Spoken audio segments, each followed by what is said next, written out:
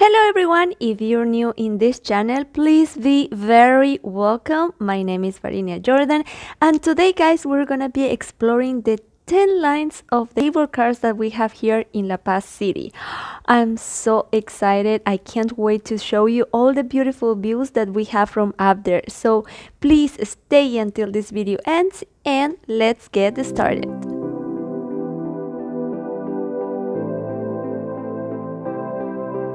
Okay guys, let's start in the green line that is located in Irpavi neighborhood in the south part of La Paz City. This point for now is considered as the last in the southern zone. From this point, the line number 11, called the Golden Line, it was supposed to begin, but for now it remains just a project. To use the cable car, there are a few things that you should know. The opening hours, for example, that for now is from 6 a.m. to 10 p.m. from Monday to Saturdays and from 7 a.m. to 9 p.m. on Sundays and holidays. This schedule might change occasionally, so make sure you do a research in Mi Teleférico website before exploring it. The cost of the trip is 3 bolivianos or 43 cents US dollars. That is just the cost of one way in one color line. If you want to connect to the next line that follows the first you took, you just have to pay 2 extra bolivianos or 29 cents US dollars. In the only connection that you may not pay anything is from the line white to the line light blue.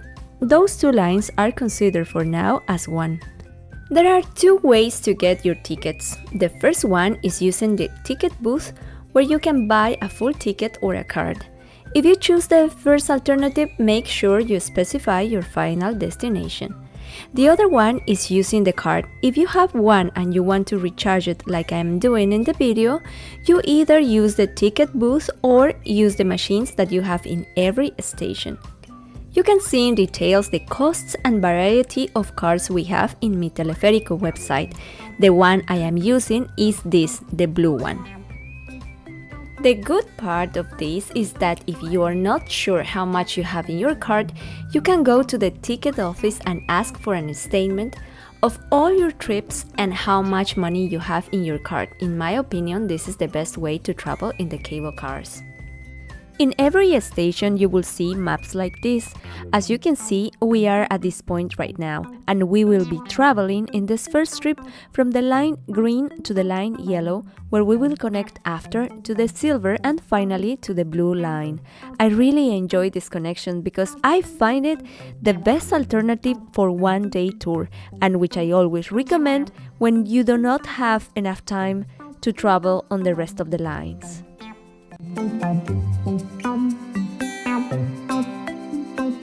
Okay guys, it is time to talk a bit about the background of the Teleféricos. Neighboring cities of El Alto and La Paz are the second and third most populous cities in Bolivia. Despite their proximity, travel between the two has always been a challenge due to a difference in elevation of about 400 meters or 1,300 feet. La Paz is located in a canyon on the Choqueyapo River, while El Alto, a poorer but growing city with a majority indigenous population, is located above it on the Altiplano Plateau. Prior to the construction of the cable car, travel between La Paz and El Alto was limited to heavily crowded, winding streets, and the only public transportation consisted of buses and minibuses that often got stuck in traffic. In order to alleviate this situation, the idea of connecting the two cities with a cable car has been proposed several times since 1970s. The Austrian firm Doppelmayr was in charge of the construction of this wonderful project, and it is the biggest thing that they have done worldwide so far in approx 120 years of the company's existence. It has 30 kilometers of route in an altitude of 36 to 400 meters above sea level. The Bolivian cable cars has earned a place in the Guinness World Record Book for being the most extensive network in the world and which was built in such a difficult geography and altitude as it is La Paz. The first phase consisted on the lines red, yellow, and green, which are also the colors of the Bolivian flag. The operations of this phase began on May 2014. Between 2014 and 2016, the building of 8 more lines it was announced as a phase number 2, which budget increased from 450 million to 506 million US dollars. Most lines have a maximum capacity between 3,000 and 4,000 passengers per hour. There are 1,292 cabins in all the network, being the largest the Blue Line with 208 cabins. Each car seats 10 passengers, but because of COVID, just 6 to 8 passengers could get in now. Cars depart every 12 seconds and the network is open 17 hours a day. According to Meteleférico, the red, yellow, and green lines combined transport between 80,000 and 90,000 passengers per day. Of these, the yellow and red lines, the 2 lines that link La Paz and El Alto, account for some 70,000 rides. It is interesting to see that the inclusion of one of the native languages that Bolivia has, called Aymara, is seen at each stop and each station of the cable cars. You can see that the names are written both in Spanish and in Aymara. Welcome to El Alto City, guys. As soon as you get to El Alto, you will notice the big difference of temperature.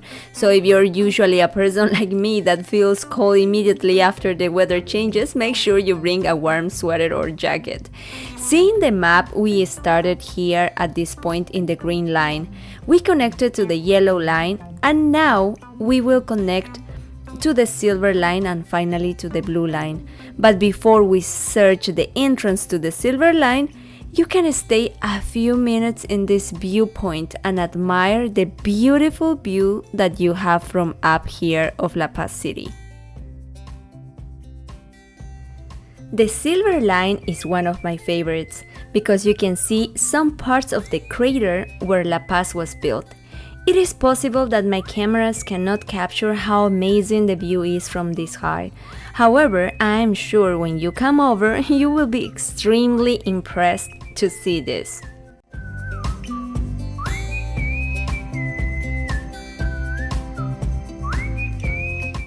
Look how incredible are the constructions here. All these lines that you see here in the left are small kiosks, where in some of them they can read your future in cards, in coca leaves, and in the palm of your hand. Don't forget that this is El Alto City. Both in La Paz and El Alto, the houses and buildings are made of red bricks, and many remain unfinished because this is the way to avoid taxes or to pay low taxes in certain neighborhoods. This is very attractive for tourists because it seems like you are in a Lego city. Okay guys, welcome to the blue line. Something that I forgot to mention is that in La Paz and in El Alto, the weather changes so fast and you can have sun, rain, wind, and also snow in wintertime, all in the same day. Unfortunately, when we connected to the blue line, it started raining. Anyway, let's continue. Something that is remarkable of this line is that you will see the 16 de Julio Fair, which is the most extensive black market, social and cultural space in El Alto City, which operates on Thursdays and Sundays since early in the morning. In around 200 blocks, sellers of an infinity of products take place in this fair, from sales space on the pavement to shops and galleries consolidated in buildings. Different kind of items are sold at this fair. Some are new and others are second-hand.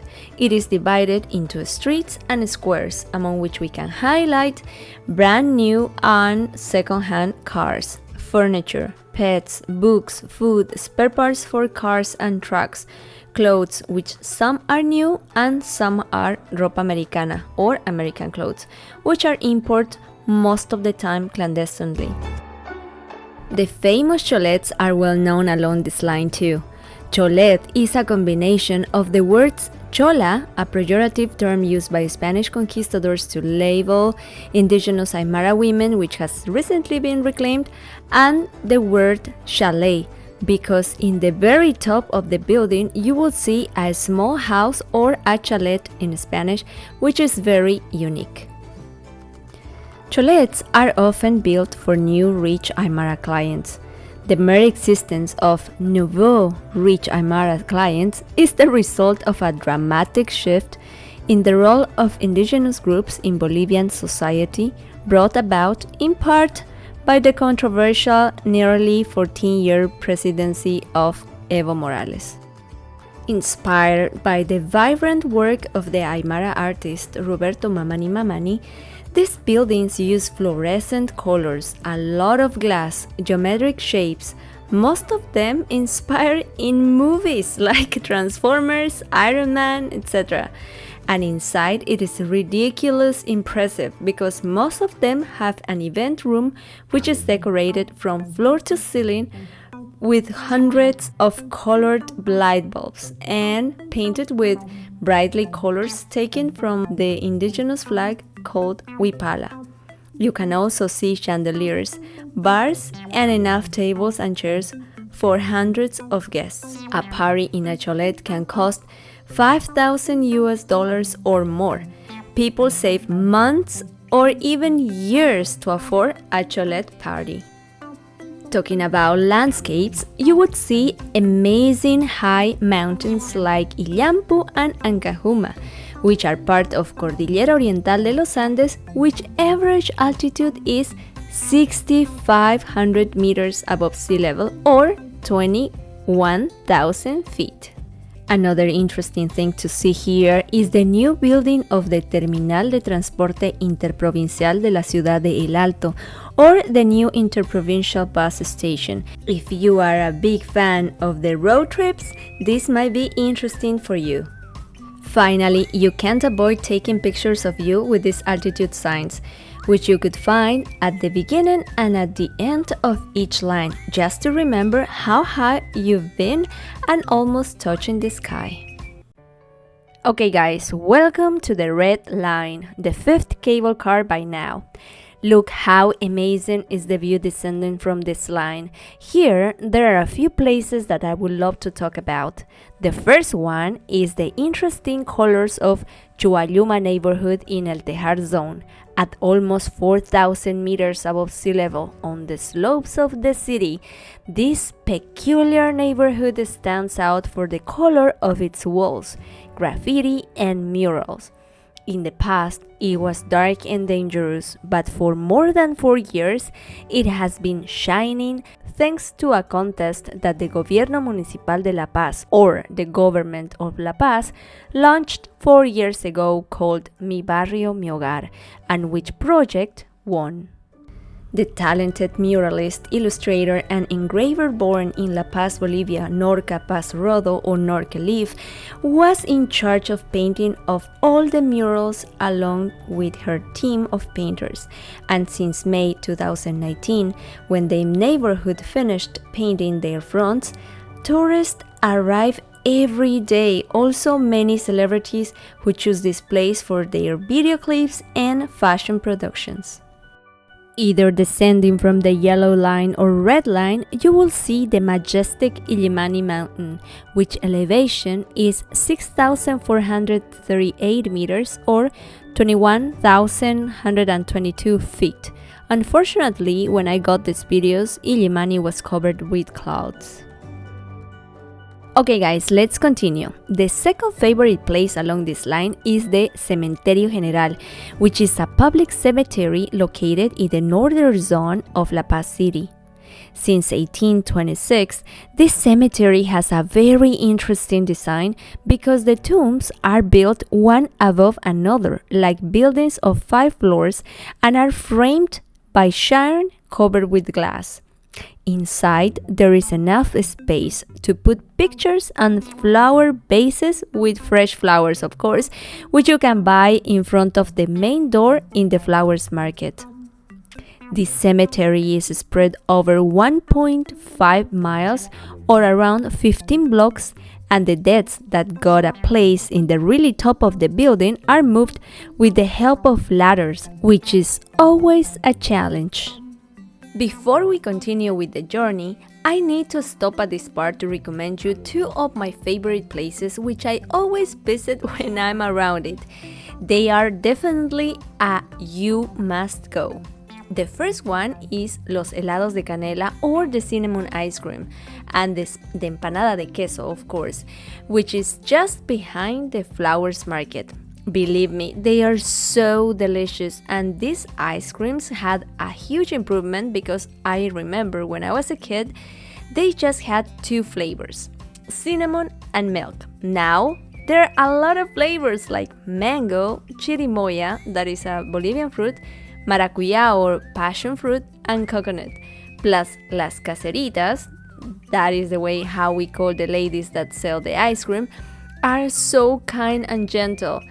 So of course, you will receive a yapa, that means an extra portion of ice cream, as a gift.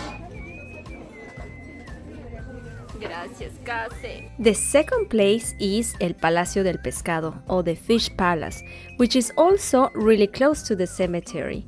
This is just for people that love fish. Of course, people that is open to try different flavors as well. Just in case this is not a collaboration, I just love the flavor and the way how they cook at this place. In the information box below, I will leave the link of a review that I made in my TikTok account about this place in my favorite restaurants. Okay guys, we're about to get to the final station of the Red Line, which is the Estación Central. This is a nice place where you will find many places to take pictures and enjoy the cultural activities, like painting exhibitions and theater plays. It's the central station of Mi Teleférico that houses the red and orange lines. La Estación Central de Trenes, or the Central Railway Station, was designed by the architect Julio Marea Capando. It is one of the most emblematic buildings in the city. It was built in 1930 during the government of President Hernando Siles Reyes for the Central Railway Station of La Paz, or the Bolivian Railway. The central station was built as part of the second stage of expansion of the Arica-La Paz network, definitely an urban and road landmark and part of the history of the railways in Bolivia. The building has two floors, the central block and a single level in the lateral wings. The first one is dedicated to multiple entrances in the form of corridors to purchase tickets, which have a direct connection to the large platform longitudinally. The metal roof with a large span contrasts with the hall as it has a metal structure typical of this type of stations around the world.